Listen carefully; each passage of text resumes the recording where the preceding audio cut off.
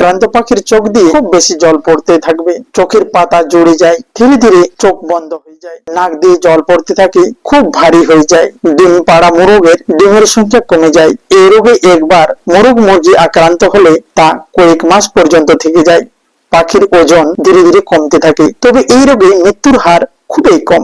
রোগ দেখা দেওয়ার সঙ্গে সঙ্গে আক্রান্ত মোরগগুলি বা মুরগিগুলি সুস্থ মোরগ থেকে আলাদা করে রাখুন, এরপর এদের সঠিক ট্রিটমেন্ট দিয়ে সারিয়ে তুলুন। তাই ট্রিটমেন্ট করার পূর্বে ওষুধের একবার ডিটেলস জেনে রাখা আমাদের একান্ত প্রয়োজন এবং তার ডোজ নিখুঁত তা আপনাকে জানতে হবে। তাই আসুন জেনে নেওয়া যাক সেই ওষুধের ডিটেলস এবং ডোজ। তাহলে আর ভুলে যাবেন না, চ্যানেলটিকে সাবস্ক্রাইব করে আমাদের সঙ্গে থাকুন। এই ওষুধে রয়েছে ডক্সিসাইক্লিন এবং ল্যাকটিক অ্যাসিড ব্যাসিলাস। এই ডক্সিসাইক্লিন হচ্ছে অ্যান্টিবায়োটিক এবং lactic acid bacillus probiotic. Doxycycline এবং ল্যাকটিক অ্যাসিড ব্যাসিলাস, এই ল্যাকটিক অ্যাসিড ব্যাসিলাস সাধারণত প্রাথমিকভাবে ডায়রিয়া, ল্যাকটোজেন, অসহিষ্ণুতা এবং অন্ত্রের অতিরিক্ত ব্যাকটেরিয়ার বৃদ্ধিকে তাড়াতাড়ি কমিয়ে নিতে সাহায্য করে বা কমিয়ে নিয়ে আসে, যা মোরগকে দ্রুত সারিয়ে তুলতে সহায়তা করবে।